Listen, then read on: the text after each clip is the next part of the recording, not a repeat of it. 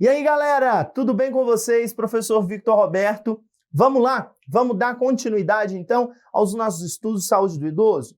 Pessoal, agora nós vamos falar sobre um tópico novamente transversal. Professor, o que é isso, um tópico transversal? Quer dizer que pode cair na prova de enfermeiro, de técnico, de gestão em saúde pública, de nutricionista, fisioterapeuta.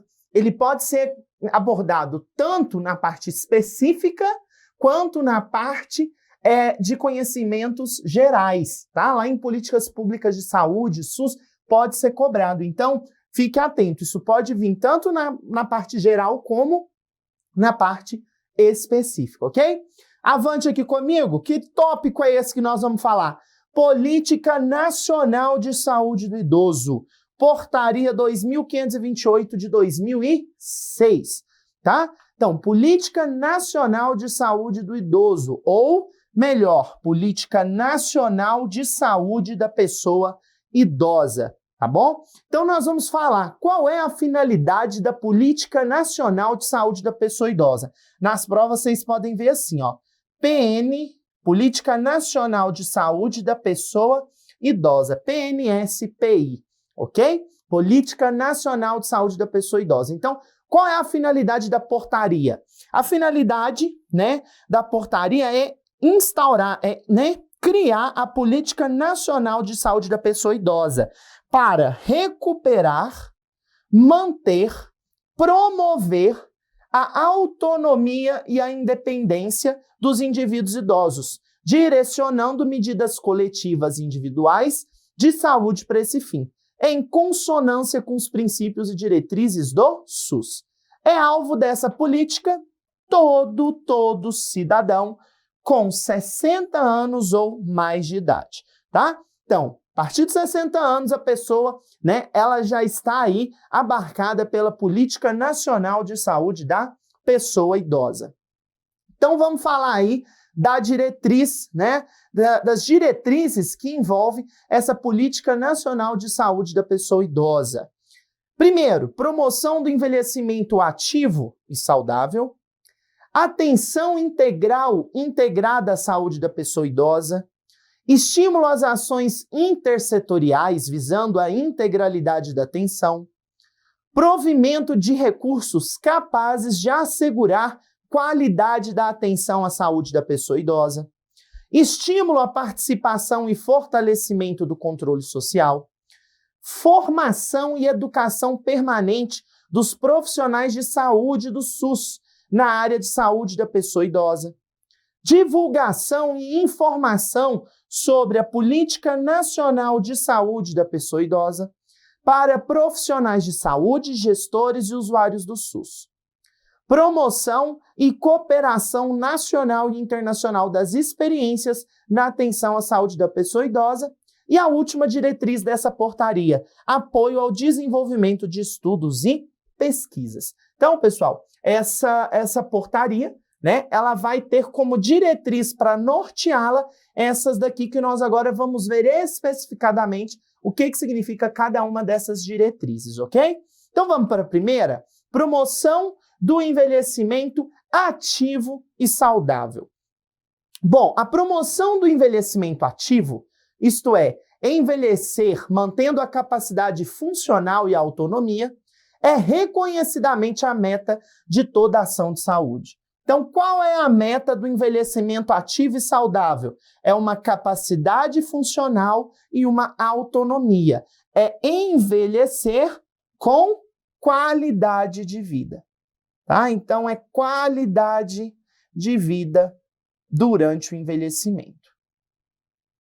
A abordagem do envelhecimento ativo baseia-se no reconhecimento dos direitos das pessoas idosas e nos princípios de independência, participação, dignidade, assistência e autorrealização determinadas pelas organizações das Nações Unidas, ok? Então, envelhecimento ativo, ele baseia-se no princípio de que o idoso, ele é independente, ele tem o direito à participação, à dignidade, à sua honra, né, à sua saúde, assistência e autorrealização. Os profissionais de saúde, e a comunidade devem perceber que a prevenção e a promoção de saúde não é privilégio apenas dos jovens, né? Por quê, pessoal? Ele traz isso, né? Porque às vezes a banca te põe assim, que promoção e prevenção se faz nas idades mais novas, né? Em jovens, crianças e adolescentes, enquanto processos de recuperação e manutenção de saúde se fazem em idades mais avançadas. Cuidado! Prevenção e promoção de saúde também é feito com a população idosa, tá bom? Bom, promoção de envelhecimento ativo e saudável.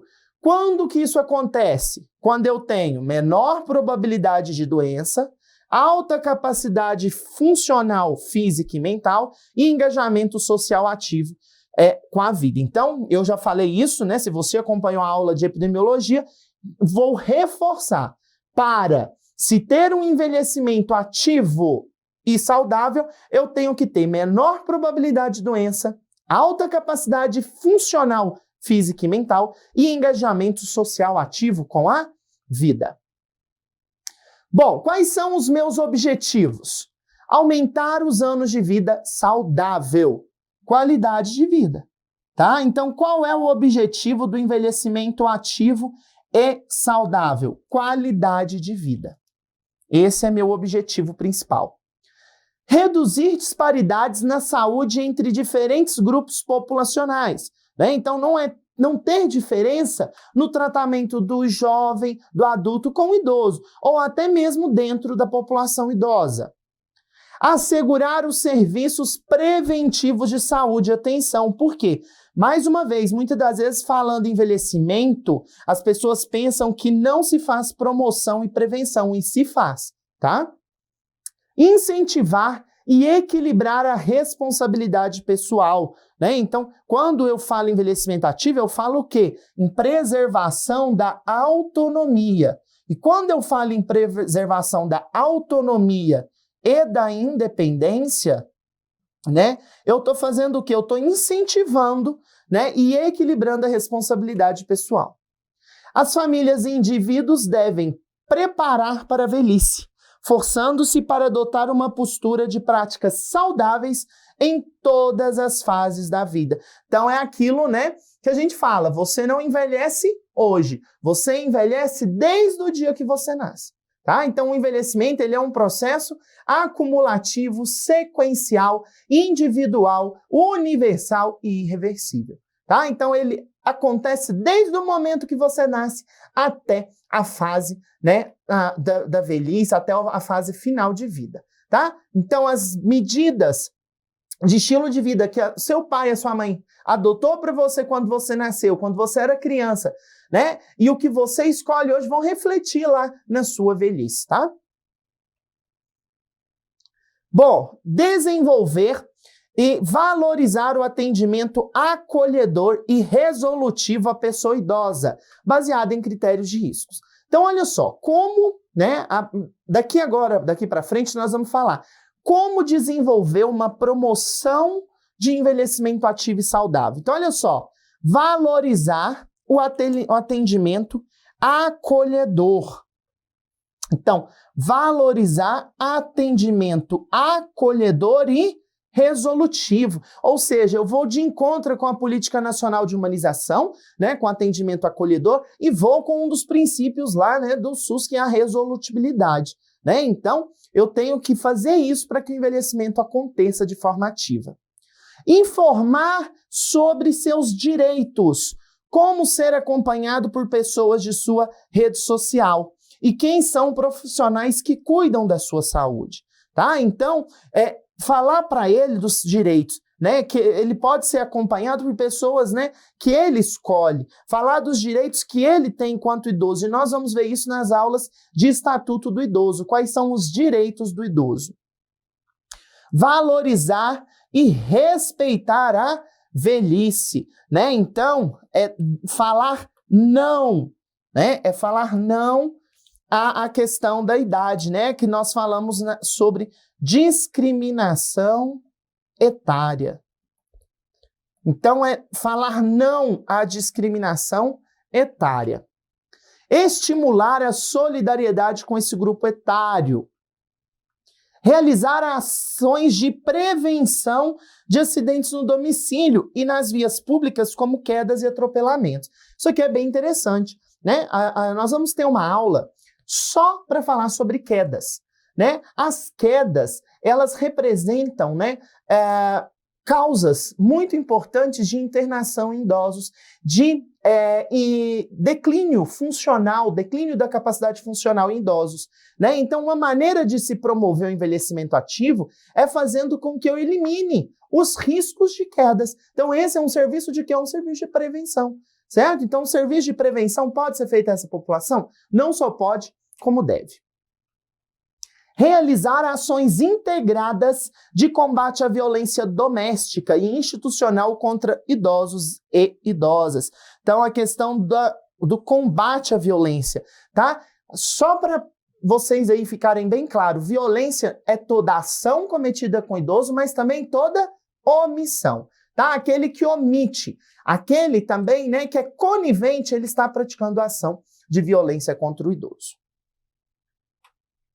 Facilitar a participação das pessoas idosas em equipamentos sociais, grupos de terceira idade, atividade física, conselhos de saúde locais e conselhos comunitários, onde o idoso possa ser ouvido e apresentar suas demandas, né? Então, aqui a gente está falando um pouco do quê? Da participação social, né? A gente vai dar o quê? Voz ativa a essa população, ok? Então, facilitar a participação em equipamentos sociais. O SUS fala nisso? Lógico. Articular ações e ampliar a integração entre as secretarias municipais e estaduais de saúde e os programas locais desenvolvidos para a difusão da atividade física e combate ao sedentarismo. Então, pessoal, quando eu falo, né, articular ações dos serviços municipais e estaduais, eu estou falando em redes de atenção à saúde, né? Então, eu tenho que estabelecer redes de atenção à saúde da população idosa. Promover a participação nos grupos operativos e nos grupos de convivência, com ações de promoção, valorização de experiências e difusão nessas redes, nortear e captar experiências. E aí, pessoal, eu até falo que se essa diretriz, né, ela é de 2006, se ela fosse hoje, em 2020, né, com certeza teria aqui, né, entre um desses tópicos, a questão da inclusão do idoso no meio digital. Né? Então, o idoso pode sim ter, né, uma mídia social, o idoso pode ter um aplicativo de conversas, por que não? Só porque ele é idoso? Idoso só tem que saber ligar e desligar, só tem que ter aparelho simples?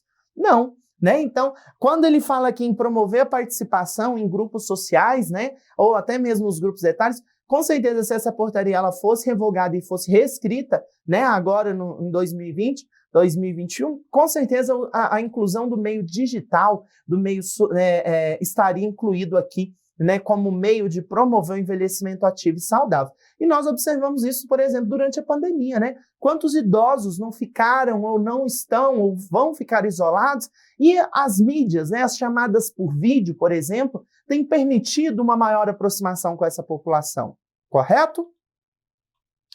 Informar e estimular a prática de nutrição balanceada, sexo seguro, imunização e hábito de vida saudável. Vitor, você ficou doido? Você veio falar em sexo seguro? Gente, eu costumo falar isso, eu já até dei palestras sobre isso. Idoso, não é porque a pessoa também fez mais de 60 anos que a pessoa não faz sexo, né? Tem as alterações hormonais, tanto masculinas como femininas, mas são indivíduos. Né? Nós, profissionais de saúde, temos que aprender a conversar com os idosos sobre a prática sexual, certo? Principalmente com os homens idosos, né? E as mulheres também, que um possa entender os prazeres do outro, as necessidades do outro. Né? A gente fala sobre isso aqui, né? E é promover o envelhecimento ativo e saudável? Sim. Né? Alguns anos atrás, teve uma campanha durante o carnaval, onde, né, as mulheres, né, eram mulheres idosas, a chave da campanha, use camisinha. Muito se criticou, mas é o correto. Né? A gente observou, se a gente for pegar a história, a literatura, na época em que lançado as medicações para impotência sexual, aumentou bastante o número de doenças sexualmente transmissíveis na população idosa. Algumas pessoas defendem, né, que esse aumento foi devido a remédios para impotência sexual. Né? E por quê? Porque realmente os homens começaram a ter acesso a remédios que promoveram a eles ter uma condição, né, sexual. Só que muitas das vezes desinformado, não orientado sobre a questão das DSTs, tá? Então, envelhecimento ativo é uma nutrição balanceada, é sexo seguro, imunização, né? Aí a gente vai falar um pouco sobre isso na avaliação multidimensional. É imunização, é a vacinação anual contra a influenza, é o caderno de vacinação do idoso com hepatite, dupla adulto, pneumocócica, certo? E hábitos de vida saudável, né? O não tabagismo, né? O não etilismo. Realizar ações motivadoras ao abandono do uso do álcool, tabagismo e sedentarismo, né? Que nós falamos agora, é mudança de estilo de vida. Promover ações grupais integradas com a inserção da avaliação, diagnóstico e tratamento da saúde mental da pessoa idosa. Então, promover, né, grupos, né, integradores, onde eu faço avaliação, diagnóstico e tratamento de saúde mental das pessoas idosas. Né? Então, eu estou lá na minha unidade de saúde. Eu promover um grupo operativo onde esses idosos vão fazer, ou as idosas vão fazer um crochê, ou eles vão fazer uma oficina, né, de nutricional, vão aprender a cozinhar, né, ou eles vão fazer algo relacionado mais ao processo cognitivo. Então, posso fazer o quê? Que durante esses grupos, eu faço levantações, avaliações e diagnóstico da saúde mental desse idoso. Né, uma roda de conversa, então eu vejo aquele idoso que ele está mais ativo, aquele que está mais passivo ali, aquele que tem mais, né, participação, aquele que está mais deprimido, consigo fazer, então, promover, né, atividades grupais integradoras. Reconhecer e incorporar as crenças e modelos culturais dos usuários em seus planos de cuidado, como forma de favorecer a adesão e a eficiência dos recursos e tratamentos disponíveis. Então, pessoal, quando eu falo, né, vamos, né, a questão de incorporar crenças e modelos culturais. Eu tenho que respeitar a crença, eu tenho que respeitar o valor cultural que aquele idoso traz. Não é simplesmente chegar e querer implantar, querer colocar goela abaixo, como se diz lá em Minas, vai colocar goela abaixo que ele tem que fazer isso ou aquilo. Não é assim. Promover a saúde por meio de serviços preventivos primários, tais como vacinação, em conformidade com a Política Nacional de Imunização. Então, né, a PNI, Política Nacional de Imunização, é também uma forma de se fazer o quê? Um envelhecimento ativo e saudável. Estimular programas de prevenção de agravos de doenças crônicas não transmissíveis em indivíduos idosos. Então, olha aqui, ó, prevenção de agravo. Então, é pegar aquela pessoa que é idosa e diabética, aquele idoso hipertenso, né? E fazer com o quê? Fazer com que essa doença não vá para um estágio mais agudo, ou que não vá para um estágio, né, onde ele, por exemplo, vai ter uma neuropatia, onde ele vai ter, né, uma descompensação, uma insuficiência cardíaca. Então, eu vou fazer o quê? Vou trabalhar com esse grupo. Né? Então, fazer o quê? Prevenção de agravos. Do mesmo jeito que eu faço a prevenção e a promoção de saúde, né? No caso, a prevenção primária, eu faço a prevenção de agravos, né? Que seria, então, a prevenção terciária. Implementar ações que contraponham atitudes preconceituosas e sejam esclarecedoras de que o envelhecimento não é sinônimo de doença, né? Então, mostrar sinônimo não é sinal de doença. Vamos parar com isso. Disseminar informação adequada sobre o envelhecimento para os profissionais de saúde e para toda a população, em especial a população idosa. Implementar ações para reduzir hospitalizações e aumentar habilidades para o autocuidado dos usuários. Então, envelhecimento ativo e saudável. Eu tenho que fazer o quê? Eu tenho que fazer ações, né? Eu tenho aí como um dos objetivos fazer ações para reduzir a hospitalização e aumentar o autocuidado. Incluir ações de reabilitação para a pessoa idosa na atenção primária, de modo a intervir no processo que origina a dependência funcional. Então, aquele idoso que tem uma dependência funcional, eu vou fazer o processo de reabilitação dele lá na atenção primária também. Por que fazer só na atenção especializada? Investir na promoção da saúde em todas as idades. Essa é uma forma de envelhecer ativo e saudavelmente. Articular as ações do Sistema Único de Saúde com o Sistema Único de Assistência Social, ok? Então, esses foram os primeiros, né? Essas foram, né, as ações necessárias para a nossa primeira diretriz da Política Nacional de Saúde da Pessoa Idosa, que é envelhecimento ativo e saudável. Então, uma das diretrizes da Portaria 2528, que é a Política Nacional de Saúde da Pessoa Idosa, né? Então, Política Nacional de Saúde da Pessoa Idosa, nós vimos então a primeira diretriz, promoção do envelhecimento ativo e saudável.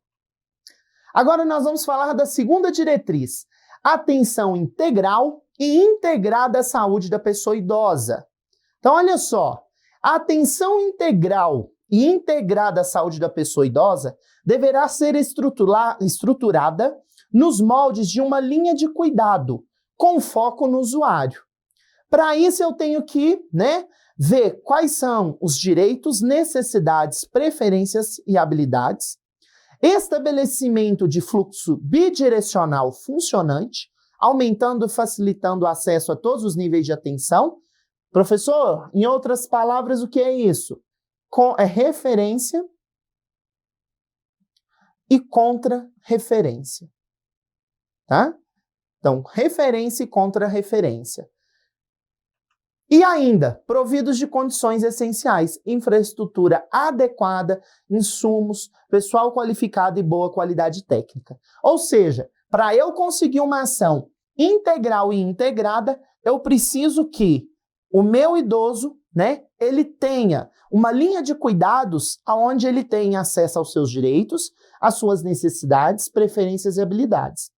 Ele tenha um fluxo bidirecional, ou seja, referência e contra-referência, e tenha as condições essenciais, né, para a sua, né, dignidade. Implementação pelos gestores municipais e estaduais de instrumentos gerenciais baseados em levantamento dos dados sobre a capacidade funcional e sociofamiliares da pessoa idosa. Então, olha só, para eu ter, quando eu falo atenção integral e integrada da pessoa, né, idosa, eu falo que em fazer um levantamento, né, em fazer um mapa situacional da capacidade funcional dos meus idosos. Então, quantos idosos eu tenho dependentes? Quantos eu tenho independentes? Quantos que eu tenho semidependentes? Incorporação na atenção básica de mecanismos que promovam a melhoria da qualidade e o aumento da resolutividade da questão da pessoa idosa. Eu só vou ter uma questão integral quando eu tenho o quê? Uma melhoria e um aumento da minha resolutibilidade, tá? Ou seja, eu consigo fazer com o meu idoso, ele tenha acesso a todos os níveis de atenção à saúde. Incorporação na atenção especializada de mecanismos que fortaleçam a atenção à pessoa idosa, reestruturação e implementação das redes estaduais de atenção à saúde da pessoa idosa. Existe, pessoal, aí, né, as redes de atenção à saúde da pessoa idosa. Então, uma das metas, né, uma dessas, né, objetivos da diretriz de atenção integral é fazer com que na atenção especializada eu tenha, né, acesso a essa rede estadual de auxílio ao idoso. Bom, a prática de cuidados às pessoas idosas elas exigem uma abordagem global, né? Ou seja, eu tenho que avaliar o idoso em todas as suas, né? Em todo o seu conjunto. Ela tem que ser uma ação interdisciplinar, então é a enfermagem, é a nutrição, é a fisioterapia, é a medicina, é a psicologia, é o educador físico, né? Cada vez mais nós temos aí o educador físico nas unidades básicas de saúde e multidimensional, né? Eu tenho que fazer a avaliação cognitiva, eu tenho que fazer a avaliação funcional, eu tenho que fazer a avaliação familiar. Então, quando eu falo que a ação ela é integral e integrada, é porque eu faço cuidados com uma prática global, interdisciplinar e multidimensional.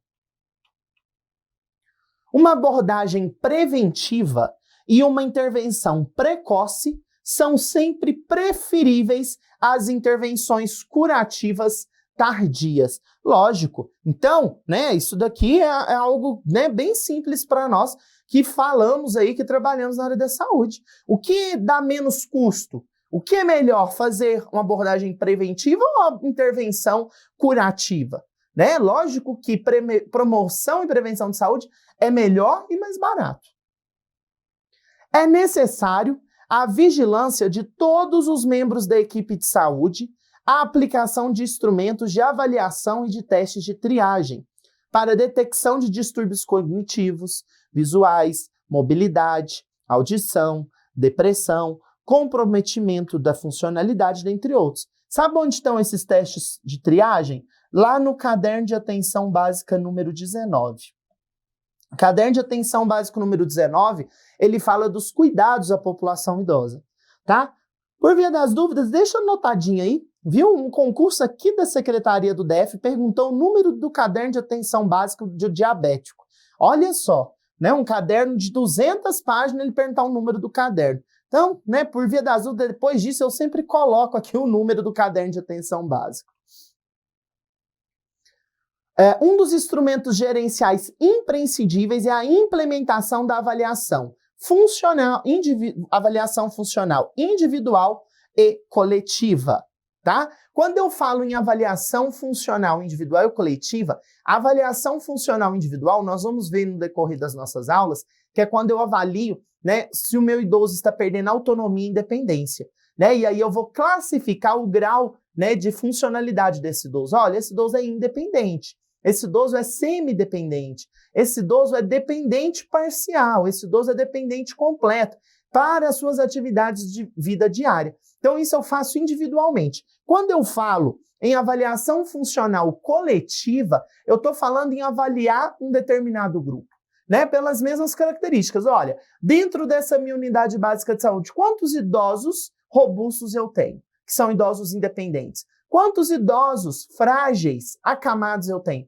Quantos idosos em fragilização ou pré-frágil eu tenho? Então, quando eu falo em fazer uma avaliação funcional coletiva, é também fazer de uma determinada região, determinada população.